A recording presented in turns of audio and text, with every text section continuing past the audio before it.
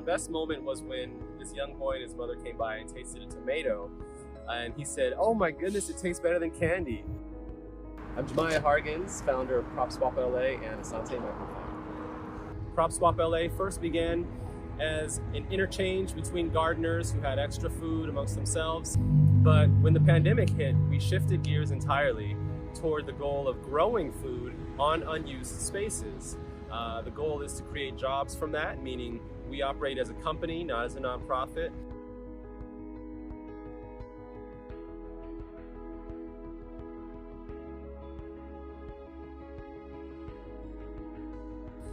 I started Crop Swap LA in 2018, about 3 years ago, when I noticed that the city didn't have enough fresh food available. It didn't have the political leadership to stand up to the grocery firms and grocery companies to make sure that their people were getting what they needed.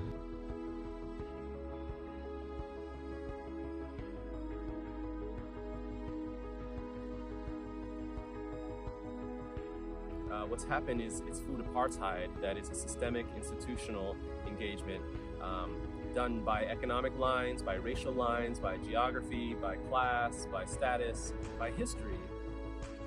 Food apartheid is shown by certain grocery stores that are overburdened by needing to serve a large amount of space. And even then, they tend to not have a huge organic or natural food variety. And people feel like that's unfair. I feel like that's unfair. It's also not something we have to stick with. I understand that that's how the system is. And there's so many things we can do to push against the big system, but one thing we can do is start our own system. One that is about food equity, it's about geographic equity, local distribution.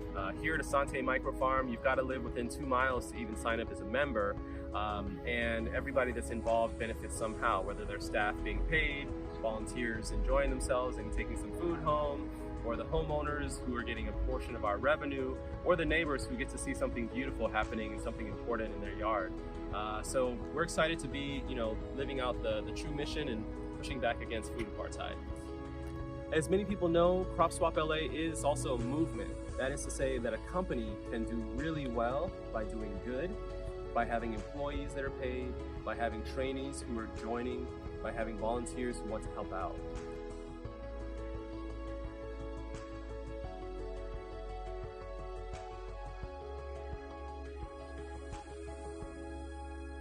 Our health shouldn't have to fluctuate with our economic situation.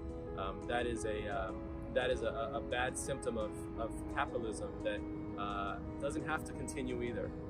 So we work hard to find some donated memberships and support from the neighborhood and to give them to people who need them. Our watering is obviously consistent. It waters 3 times a day and still costs less than what the homeowners were paying to water their grass because we recycle that water.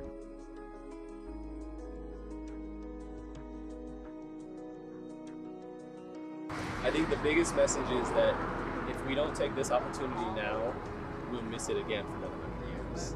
And food power is the greatest power. It's the one thing that's held back people in times of oppression. It's the one thing that would create differentiated societies, even in Black slavery times. So we have to make sure that we differentiate, we decentralize the power of food so it can't be used that way anymore. Now it can be used like love. It can be used for generosity.